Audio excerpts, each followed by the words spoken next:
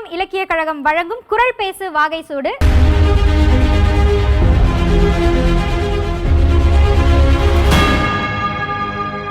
எண் 12 போட்டியாளரின் பெயர் ஐயா. எண் 12க்கு உரிய மாணவர் திண்டுக்கல் புனித மரியன்னை மேல்நிலைப் பள்ளியை சேர்ந்த சா முகமது அர்ஷத். வாங்க முகமது அர்ஷத்.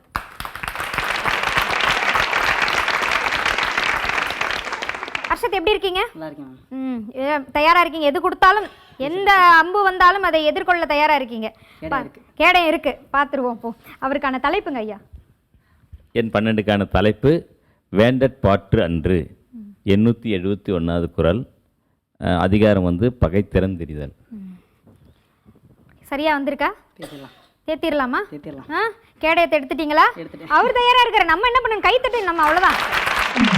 திண்டுக்கல் புனித மரியன்னை மேல்நிலை பள்ளியிலிருந்து சா முகமது அர்ஷத். பகை என்னும் பண்பிலதனை ஒருவன் நகையேயும் வேண்டற் பாற்றன்று. இக்குறளின் பொருள், பகை உணர்வு என்பது நற்பண்புக்கு மாறானது. எனவே வேடிக்கை விளையாட்டிற்கு கூட ஒருவன் பகையை போற்றுதல் கூடாது என்கிறார் திருவள்ளுவர். பகைவனுக்கு அருள்வாய் நன்னஞ்சே, பகைவனுக்கு அருள்வாய். புகை நடுவினில் தீ இருப்பதை பூமியிற் கண்டோமே நன்னஞ்சே, பூமியிற் கண்டோமே. பகை நடுவினில் அன்புருவான நம் பரமன் வாழ்கின்றான் நன்னஞ்சே, பரமன் வாழ்கின்றான். திண்ண வரும் புலிதன்னையும் அன்போடு சிந்தையில் போற்றிடுவோம் நன்னஞ்சே, சிந்தையில் போற்றிடுவோம் என்ற மீசை கவிஞன் பாரதியின் வரிகள் பிரிட்டிஷ் அரசாங்கத்திடம் கைக்கூலி வாங்கி கொண்டு பாரதியாரை பிடித்து கொடுக்க வந்த மோசக்கார நண்பரை பாரதியார் வரவேற்று உபசரித்தார். இதனால் முகத்தை கடுமையாக வைத்துக்கொண்ட தன் மனைவி செல்லம்மாவை பார்த்து பாரதியார் பாடிய இப்பாடல் வரிகள் பகைவரை மன்னிக்கும் குணத்தை கற்றுக் கொடுக்கிறது. பேராண்மை என்ப தருகன் ஒன்று உற்றக்கால், ஊராண்மை மற்றதன் எஃகு. இக்குறளுக்கு விளக்கமாய் இருக்கிறது பெரிய புராணத்தில் வரும் மெய்ப்பொருள் நாயனாரின் வரலாறு. தன்னை வஞ்சித்து ஏமாற்றி வாளால் குத்திய பகைவரை மன்னித்து, இவருக்கு ஒரு தீங்கும் நேராதவாறு அவர் இருப்பிடத்தில் விட்டுவா என்று பகைவரை மன்னித்து, உயிர் இழக்கும் நேரத்திலும் கூட பகைவனை கொல்லாமல் பகையை கொன்று வென்றார் மெய்ப்பொருள் நாயனார். பகை கொண்டால் எத்தகைய கேடு, அப்பகையை பண்போடு மாற்றினால் எத்தகைய மாண்பு என்பதை அன்னை தெரசாவின் வாழ்க்கையின் மூலம் அறிந்து கொள்ளலாம். ஒரு முறை அன்னை தெரசா அனாதை குழந்தைகளுக்கு கொடை வேண்டி ஒரு செல்வந்தரிடம் கையேந்தினார். அன்னையை பிடிக்காத அவரோ அன்னையின் கைகளில் எச்சிலை உமிழ்ந்தான். அதற்கு அன்னை சிறிதும் அவன் மீது பகை கொள்ளாமல், எனக்கு கொடுக்க வேண்டியதை நீங்கள் கொடுத்து விட்டீர்கள், அந்த குழந்தைகளுக்கு ஏதாவது கொடுங்கள் என்று மீண்டும் கையேந்தினார். அந்த செல்வந்தர் தான் செய்த தவறை உணர்ந்து மன்னிப்பு கேட்டு அந்த இல்லத்திற்கு தேவையான அனைத்து உதவிகளையும் செய்தான். அமெரிக்காவின் முன்னாள் ஜனாதிபதி ஆபிரகாம் லிங்கன் எவரிடமும் கடுமையாக பேச மாட்டாராம். விரோதிகள் என்றாலும் கூட பண்பாகத்தான் பழகுவாராம். அதனால் ஒரு முறை ஒரு நண்பர் ஆபிரகாமிடம் கேட்டாராம், உங்கள் அதிகாரத்தை பயன்படுத்தி உங்கள் விரோதிகளை கொன்று விடலாமே, பிறகு ஏன் நண்பர்களாக பழகிறீர்கள் என்று கேட்டாராம். அதற்கு ஆபிரகாம் கூறினார், இப்பொழுது மட்டும் நான் என்ன செய்து கொண்டிருக்கிறேன், அவர்களை நண்பர்களாக்கிக் கொள்வதால் நான் பகையை கொன்று விடுகிறேன் அல்லவா என்றாராம். நட்பும் உறவும் நல்ல புத்தகம் போன்றவை. அதில் ஆங்காங்கே சில எழுத்து பிழைகள் இருக்கும், அதை சரி செய்யுங்கள். பிழை என்பதற்காக நல்ல புத்தகங்களை, அதாவது நல்ல உறவுகளை பகையினால் தூக்கி எறிந்து விடாதீர்கள். உலகம் முழுவதும் போரும் பஞ்சமும் பகையும் ஓங்கி படுத்து கொண்டிருக்கும் கொடுமை நீங்க தஞ்சமென்றுண்டோ காந்தி மகான் சொன்ன வழியை விட்டால். ஆம், பகைவரையும் நேசிக்க வேண்டும் என்ற கொள்கையை பல முறைகளில் கையாண்டவர் நம் தேசப்பிதா.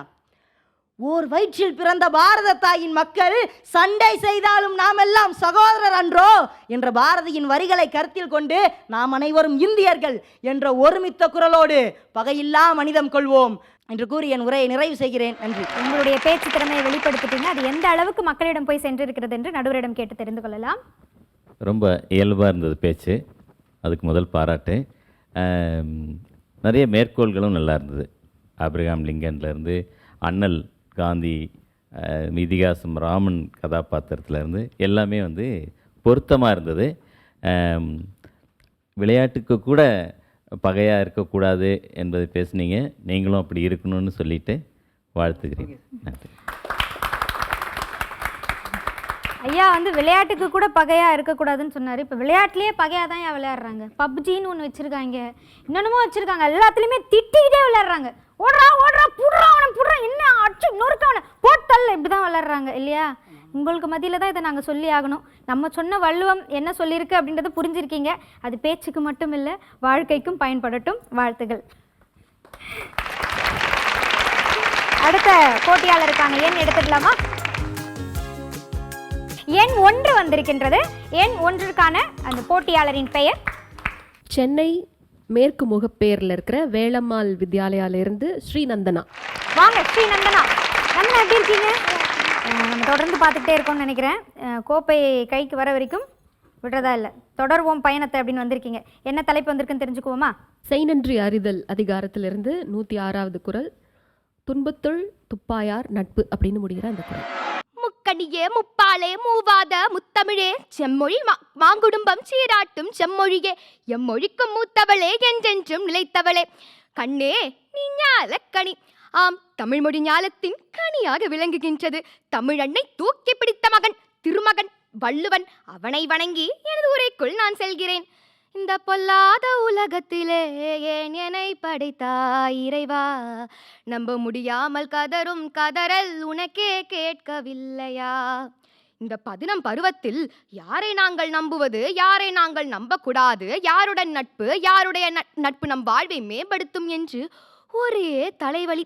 எங்கே பார்த்தாலும் ஏமாற்றம், ஏமாற்றுவது, ஏவாறுவது, மன அழுத்தம், மன பிதற்றலுடன் வாழ்கின்றனர் 2K கிட்ஸ். நாங்கள் பாவம் இல்லையா?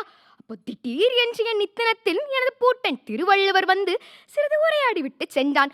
யாருடன் நட்பு, யாருடைய நட்பு நம் வாழ்வை மேம்படுத்தும் என்பதற்கு மறவர்க்க மாசற்றார் கேண்மை என்று கூறி சிரித்தார். நானும் தத்த ஒன்னும் புரியலை என்று தலையை சொரிந்தேன்.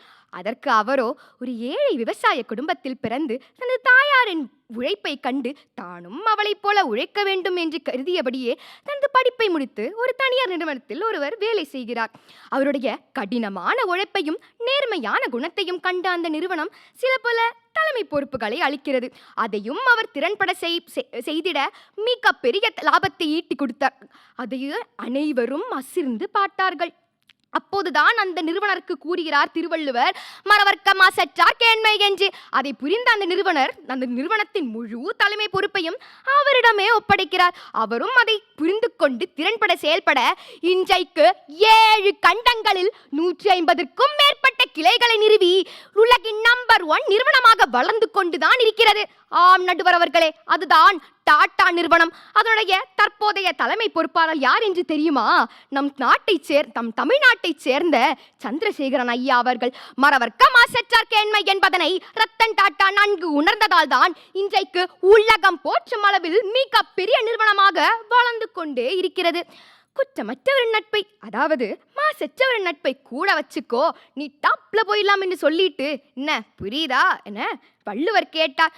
மேலும் ஒரு நபர் ஒரு 4-5 நண்பர்களிடம் 10,000 20,000 என கடனை வாங்கி ஒரு தொழிலை ஆரம்பிக்கிறார்.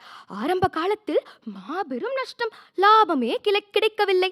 அவ்வளவு பெரிய நஷ்டம். அதற்கு அந்த நண்பர்கள், அதெல்லாம் எனக்கு தெரியாது, நாளைக்கு எனக்கு வட்டி முதலமா கடன் கொடுத்தே ஆகணும் என்று கூறவில்லை. அதற்கு பதிலாக சரி விடு பார்த்துக்கலாம் என்று தோளை தட்டி விட்டபடி உன்னால் முடியும், தொடர்ந்து முன்னேறு என ஊக்கமளித்து உறுதுணையாக இருந்தார். அவரும் தொடர்ந்து முன்னேற இன்றைக்கு இந்தியாவின் நம்பர் 1 நிதி நிறுவனமாக வளர்ந்துள்ளது. ஆம் நடுவர் அவர்களே, ஸ்ரீராம் நிதி நிறுவனம். அதனுடைய தலைமை பொறுப்பாளர் தான் திரு தியாகராஜன் ஐயா அவர்கள். இன்றைக்கு உலகம் புகழ்த்தும் அளவுக்கு 2 கோடிக்கு மேல் வாடிக்கையாளர்களை வைத்து சாதித்துக் கொண்டிருக்கும் திரு தியாகராஜன் ஐயா அவர்களுக்கு நம் பூட்டன் திருவள்ளுவர் கூறுவது துறவர்க்க துன்பத்தில் துப்பாயார் நட்பு என்று. தமிழினம் தள்ளாடி தடுமாறி போகின்ற நிலையில் அதை சரி செய்வது ஒவ்வொரு தமிழனுடைய தலையாய கடமை என்பதை உணர்ந்து ஒரு குறளை படித்தால் உத்தமனாக வாழலாம், 10 குறளை படித்தால் பண்பாளனாக வாழலாம். அதுவே நீ திருக்குறளில் இருக்கும் அனைத்து திருக்குறளையும் படித்தால் அந்த கடவுளுக்கே நிகராக வாழலாம் என்று கூறி எங்க கன்னியாகுமரியில் பிறந்த என்னை இங்க பேச வைத்து அழகு பார்க்கும் ஸ்ரீராம் இலக்கிய கழகத்திற்கும் நடுவரவர்களே உங்களுக்கும் நன்றி கூறியபடியே வாழ்க நிரந்தரம், வாழ்க தமிழ் மொழி வாழிய வாழியவே, வானமறிந்ததனைத்தும் அறிந்து வன்மொழி வாழியவே, ஏழ்கடல் வைப்பினும் தன்மனம் வீசி இசை கொண்டு வாழியவே, எங்கள் தமிழ் மொழி என்றென்றும் வாழியவே, எங்கள் தமிழ் மொழி என்றென்றும் வாழிகவே என்ற பாரதியாரின் வரிகளுக்கேற்ப வாழ்க தமிழ், வாழ்க திருக்குறளின் மாண்புகள். இன்னும் 2000 ஆண்டுகளானாலும் சரி, என்ன 5K கிக்ஸே வந்தாலும் சரி, புதிய அர்த்தங்களை தரும் எனது குறளின் மகளாய் விடைபெற எனக்கு கிடைப்பது தங்கத்தட்டோ வெள்ளித்தட்டோ எதுவானாலும் சரி. ஆனால் உங்களிடமிருந்து கைத்தட்டு கிடைக்கும் என்று எதிர்பார்த்தபடியே விடைபெறுகிறேன். நன்றி, வணக்கம். இயல் இசை இரண்டும் சேர்த்து பார்த்த மாதிரி இருந்தது. கொஞ்சம் விட்டுருந்தோம்னா நாடகத்தையும் நடத்தியிருப்பீங்க. மிக சிறப்பாக இருந்தது. உங்களுடைய வெளிப்பாடு எப்படி இருக்குன்னு நம்ம நடுவர்களிடம் கேட்கலாம். ரொம்ப அழகாக இருந்தது. உங்களுடைய எடுத்துக்காட்டு இருக்கு இல்லையா, ரொம்ப சரியான ஆப்டான எடுத்துக்காட்டு. ஸ்ரீராம் குரூப்கே இந்த குரலை ஃபிக்ஸ் பண்ணுறதெல்லாம் வேற லெவல். உங்களோட ஃபியூச்சர் துறை வந்து கண்டிப்பாக மார்க்கெட்டிங் தான். அதில் நீங்கள் வந்து ஒரு வல்லுநர் ஆகிடுவீங்கன்னு நினைக்கிறேன். அதர்வைஸ் ரொம்ப அழகாக ப்ரிப்பேர் பண்ணியிருக்கீங்க. ரொம்ப நன்றி. எண் 2 இரண்டிற்குரிய மாணவர் யார் என்று தெரிந்து கொள்ளலாம். விகேவி மு அரசு பெண்கள் மேல்நிலைப்பள்ளி, வேலப்பாடி, வேலூரிலிருந்து பா பூர்ணிமா. பூர்ணிமா வாருங்கள். பூர்ணிமா எப்படி இருக்கீங்க? நல்லா. எண் 2 இரண்டடி வெண்பாவை பற்றி பேச வந்திருக்கீங்க இல்லையா? உங்களுக்கான தலைப்பு என்னன்னு கேட்டுப்போமா? வெகாமை அதிகாரத்திலிருந்து வேண்டாமை என்னும் செருக்கு. வேண்டாமை என்னும் செருக்கு. ரொம்ப அற்புதமான ஒரு தலைப்பு வந்திருக்கு. தயார்படுத்திக்கலாம் இல்லையா? வெளிப்படுத்திடலாம். பார்க்கறதுக்கு தான் எப்படி இருக்கீங்க. நானா எதுவுமே சொல்ல போறது இல்லை. அங்கிருந்து நான் உங்களை ரசிக்க போறேன். அவங்களுக்காக ஒரு கடவுளை எழுப்பிடலாம். தமிழனும் இனிய தீயஞ்சோர் சொல் தமிழ் பாட்டு சைக்கும் தாமரையே என்று தமிழின் அழகையும் மென்மையையும் தெளிவாக விளக்கும் கம்பராமாயண அடிகளை கூறி உலகின் மூத்த மொழியாம் எமது தாய்மொழி தமிழுக்கு எனது முதற்கண் வணக்கங்களை சமர்ப்பிக்கிறேன். இங்கு கூடியுள்ள அவையோர் அனைவருக்கும் எனது பணிவான வணக்கங்கள். பாலெல்லாம் நல்லாவின் பாலாகுமோ, உலகிலுள்ள நூலெல்லாம் வள்ளுவர் செய் நூலாகுமோ, உலக பொதுமறையாம் திருக்குறளை எத்துறையினரும் எல்லா மதத்தவரும் எல்லா இனத்தவரும் தமது தமது என்று உரிமை கொண்டாடி மகிழ்கின்றனர். திருக்குறள் என்ற ஒரு நூல் உருவாகாமல் இருந்திருந்தால் உலகில் தமிழன் என்ற ஒரு இனம் இருப்பதாக இந்த உலகமே அறிந்திருக்காது. தொல்காப்பியர் தனது பொருளதிகாரத்தில் வினையின் நீங்கிய விளங்கிய அறிவின் முனைவன் கண்டது முதநூலாகும் என்று எழுதியிருக்கிறார். அதாவது முனைவனாகிய திருவள்ளுவர் எழுதிய திருக்குறள் தமிழர்களின் வேதமாகும். அதை நாம் போற்ற வேண்டும் என்பதை இந்த அடிகள் உணர்த்தும் பொருளாகும். சரி, இப்பொழுது எனது குறிப்பிற்குள் நான் செல்கிறேன். நான் எடுத்துக்கொண்ட தலைப்போ குறள் 180. இரல் ஈனும் எண்ணாது வெக்கின் விரல் ஈனும் வேண்டாமை எண்ணுஞ் செருக்கு. அதாவது பின்விளைவை எண்ணாமல் ஒருவரின் பொருளை நாம் கவர நினைத்தால் அதனால் நமக்கு உண்டாவது அழிவு மட்டுமே. அதுவே பிறர் பொருள் மீது ஆசை கொள்ளாமல் இருந்தால் நாம் வெற்றி அடையலாம் என்பதை இந்த குறள் உணர்த்தும் பொருளாகும். பொதுவாகவே ஆசைப்படாமல் ஒரு மனிதனால் வாழ இயலாது. ஆசைப்படுவது மனிதனின் இயல்பான பண்புகளுள் ஒன்று. ஆனால் ஒரு செயலை செய்தால் அதன் பின்விளைவு என்னவாக இருக்கும் என்பதையே இந்த கால மக்கள் அறிவது கிடையாது. சுருக்கமாக சொன்னால் தன்னிடம் இருக்கும் பொருளை வைத்து மன நிம்மதி கொள்ளும் பண்பே மக்களிடம் இருந்து அழிந்து போய்விட்டது என்றே கூறலாம். இந்த குறளுக்கு ஒரு சிறந்த எடுத்துக்காட்டுகளாக நாம் சங்க இலக்கிய நிகழ்வுகளை கூட கூறலாம். இவள் பூம்புகாரில் பிறந்தவள். புகார் நகரில் வாழ்க்கைப்பட்டு பின்னர் பொற்கொள்ளன் கொடுத்த புகாரால் வாழ்க்கைப்பட்டு போனவள் கண்ணகி. சிலப்பதிகாரத்தில் வரும் கண்ணகியின் கதையை நாம் அனைவரும் அறிந்திருப்போம். ஆம், அதில் வரும் பொற்கொள்ளனோ பாண்டிய நாட்டு அரசியின் சிலம்பின் மீது ஆசை கொண்டு அதை திருடிவிட்டு அந்த பழியினை தூக்கி கோவலன் மீது போடுவான். அவன் ஒரு நொடி நாம் இந்த பொருளை கவருவதால் என்னவாகும் என்று நினைத்திருந்தால் கூட கோவலனின் துயர் மரணம் நிகழ்ந்திருக்காது. பாண்டிய நாடு அரசு நின்று தவித்திருக்காது. மதுரை நகரம் செந்தீயால் எரிந்திருக்காது. அவ்வளவு ஏன் கண்ணீரும் அவலமும் நிறைந்த கண்ணகியின் கதை உருவாகி இருக்காது. திருக்குறள் மட்டும்தான் பாமர மக்களும் புரிந்து கொள்ளும் வகையில், எந்த ஒரு அறிவாளியும் ஏற்றுக்கொள்ளும் வகையில் உருவாக்கப்பட்ட ஒரே ஒரு நூல் என்கிறார் பெரியார் அவர்கள். வெல்லாததில்லை திருவள்ளுவன் வாய் விளைந்தவற்றுள், பொல்லாததில்லை புரை தீர்ந்த வாழ்வினிலே அழைத்து, சொல்லாததில்லை பொதுமறையின் திருக்குறளிலே, இல்லாததில்லை இணையில்லை முப்பாலாகி முதற்றே என்று திருவள்ளுவரை பற்றி புகழ்ந்து பாடும் பாரதிதாசனின் அடிகளை நாம் இங்கு எண்ண வேண்டும். ஆக பாதியிலேயே இறங்கி விடுவோம் என்று தெரிந்த ஒரு பயணம், என்றைக்கோ ஒரு நாள் இறந்து விடுவோம் என்று தெரிந்த ஒரு வாழ்க்கை. இதில் பிறர் பொருளையும் பிறரையும் கவர ஏன் எண்ண வேண்டும்? நம்மிடம் இருப்பதை வைத்து மன நிம்மதி கொள்ளுவோம். நம்மிடம் இருப்பது சிறிய பொருளாக இருந்தாலும் அதை பகிர்ந்து கொடுக்கும் நேசம் கொள்வோம் என்று எனது கருத்தை இங்கு முன்வைக்கிறேன். 2000 ஆண்டுகளாக போற்றி வரும் திருவள்ளுவ பெருந்தனையை பற்றி எனக்கு பேச வாய்ப்பளித்த அத்துணை நல்லுள்ளங்களுக்கும் எனது நன்றிகளை கூறி விடைபெறுகிறேன். நன்றி, வணக்கம். வாழ்த்துக்கள் பூர்ணிமா. நன்றி. கேட்டுடலாமா? கேட்கலாம். உங்களுடைய சிறப்பான இதை வெளிப்படுத்தியிருக்கீங்க இல்லையா? அதை எப்படி இன்னும் சிறப்பாக வெளிப்படுத்தணுமா, அவங்களுடைய கருத்துக்கள் என்ன அப்படின்றத நடுவரிடம் கேட்போம். பூர்ணிமாவுடைய பேச்சில் என்னை கவர்ந்தது, ஒரு மேடை பேச்சில் செய்ய வேண்டியதில் இதை பார்த்து கொண்டிருக்கிற கேட்டுக்கொண்டிருக்கிற எல்லோருக்கும் இவர் என்ன பேசுகிறார் என்பது தெரியாது. பலர் திடீரென்று தொலைக்காட்சியை தொடங்குவாங்க. தன்னுடைய பேச்சின் தொடக்கத்தில் திருக்குறளில் பெருமை, அதற்கப்புறம் இது என்ன, எத்தனாவது குறள், இந்த குறள் என்ன, குறளின் பொருள் என்ன, அதற்கு பிறகு அதை நிறுவுவதற்கு நான் என்ன சாட்சியங்களை கொண்டு வருகிறேன். சிறப்பான ஏற்பாடு, நன்றாக பேசினார். வாழ்த்துக்கள் பூர்ணிமா. அழகாக உங்களுக்காக எடுத்து சொல்லிட்டாங்க. மிக வாழ்த்துக்கள். அடுத்தடுத்து இன்னும் நிறைய படிகளுக்கு நீங்கள் செல்ல வேண்டும். இப்போ உங்களுடைய இருக்கைக்கு செல்லலாம். அடுத்த எண் எடுத்துக்கலாம். நம்ம 7 எண்ணுக்குரிய மாணவர் யார் என்பதை நடுவரிடம் கேட்டு தெரிந்து கொள்ளலாம். எண் 7க்கான மாணவர் வந்து கொங்கனாபுரம் சேலம் ஆகநல் மேல்நிலைப் பள்ளியிலிருந்து யாஷிகா சக்திவேல். வாங்க யாஷிகா சக்திவேல்.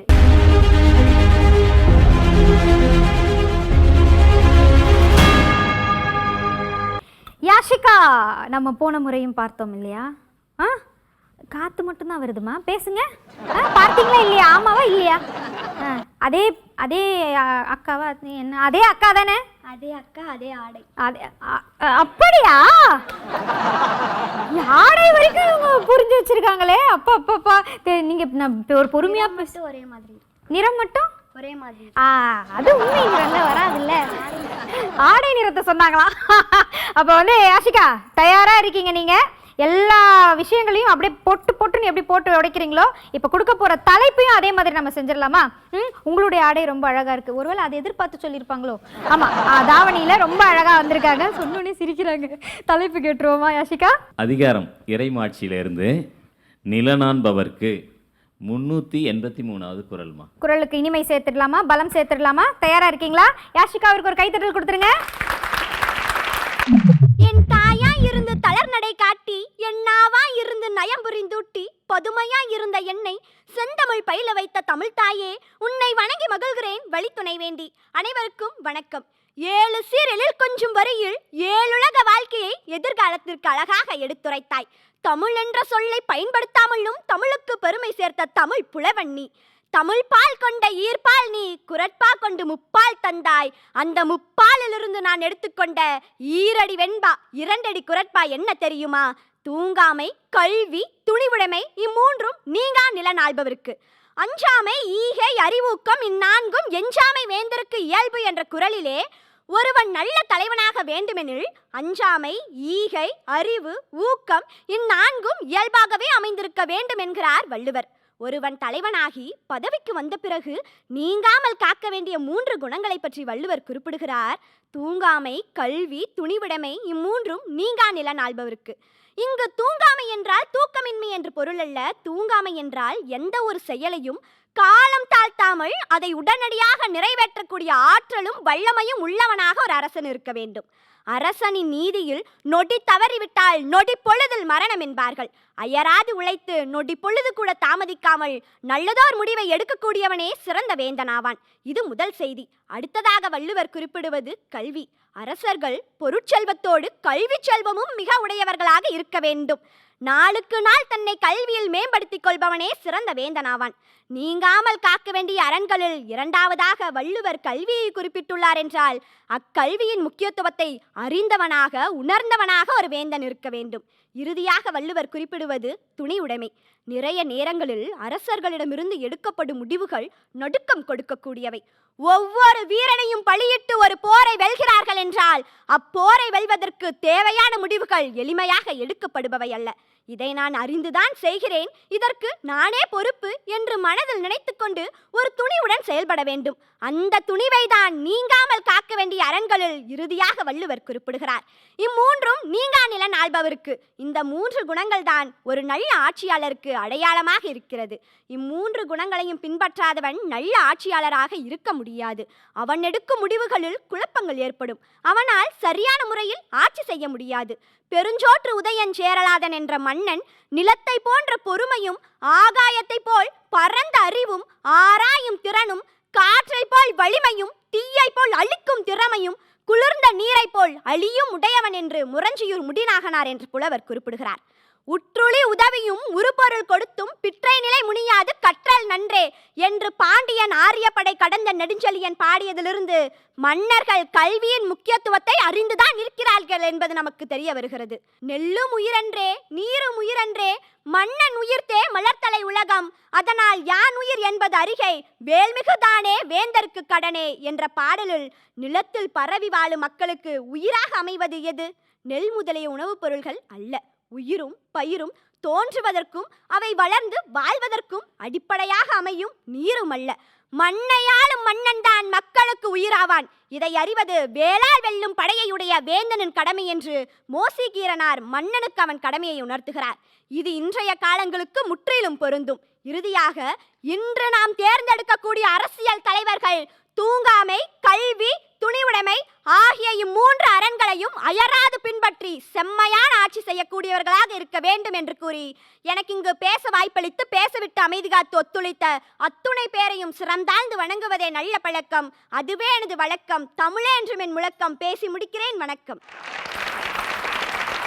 ஒரு அரசனுக்கோ இல்லை ஒரு தலைமை பொறுப்பில் இருக்கக்கூடியவருக்கோ என்னென்ன பண்புகள் இருக்க வேண்டும் என்பதை உறுதியான உங்களுடைய குரலின் மூலமாக வெளிப்படுத்தியிருக்கீங்க. எப்படி இருந்தது அப்படின்னு சொல்லி நடுவரிடம் கேட்கலாமா? தூங்காமை, கல்வி, துணிவுடைமை, இந்த மூணுத்துக்கும் ஒவ்வொரு பொழிப்புரை காலந்தோறும் எழுதியிருக்காங்க. நீங்கள் இங்கே மேலும் அதை சிறப்பாக சொன்னீங்கன்னு தான் நான் எடுத்துக்கிறேன். ரொம்ப நல்லா இருந்ததுமா பேச்சு. பாங்கு, உச்சரிப்பு, கருத்து எல்லாமே சிறப்பாக இருந்தது. வாழ்த்துக்கள். எல்லாம் வாழ்த்தக்கூடிய வகையில் தான் வார்த்தைகள் அமைஞ்சது. மகிழ்வா, உங்களுக்கு மகிழ்ச்சியாக இருந்தது இல்லையா? அந்த மகிழ்வோடு போய் நீங்கள் அமரலாம். நம்ம அடுத்த போட்டியாளர் பார்க்கலாம். எளிமையான தவம் ஒன்று இருக்கிறது, அதுதான் அன்பு செய்வது. செய்க தவம், செய்க தவம், நெஞ்சே தவம் செய்தால் எய்த விரும்பியதை எய்தலாம். வையகத்தில் அன்பர் சிறந்த தவமில்லை என்கிறார் மகாகவி பாரதியார். கடிதல் என்றால் நீக்குதல், குற்றங்கடிதல் என்றால் குற்றங்களை நீக்குதல். அரசன் ஒருவன் தன்னிடத்தில் உள்ள 6 வகையான குற்றங்களை நீக்குதல் பற்றி பேசுவதுதான் குற்றங்கடிதல். அகந்தை, கோபம், காமம், மாட்சிமையற்ற மான உணர்வு, சிறப்பற்ற மகிழ்ச்சி, கஞ்சத்தனம், இவையே ஒருவனிடம் இருக்கக்கூடாத குற்றங்கள் என்கிறார் வள்ளுவர். எவ்வளவு பெரிய சோதனை வந்தாலும் அதை தைரியமாக கையாள கற்றுக்கொள்ள வேண்டும். இதைத்தான் கவிஞர் கண்ணதாசன் தன் பாடலில் வாழ்க்கை என்றால் 1000 இருக்கும், வாசல் தோறும் வேதனை இருக்கும், வந்த துன்பம் எதுவென்றாலும் வாடி நின்றால் ஓடுவதில்லை, எதையும் தாங்கும் இதயம் இருந்தால் இறுதி வரைக்கும் அமைதி இருக்கும் என்று அழகாக சொல்லி இருக்கிறார்.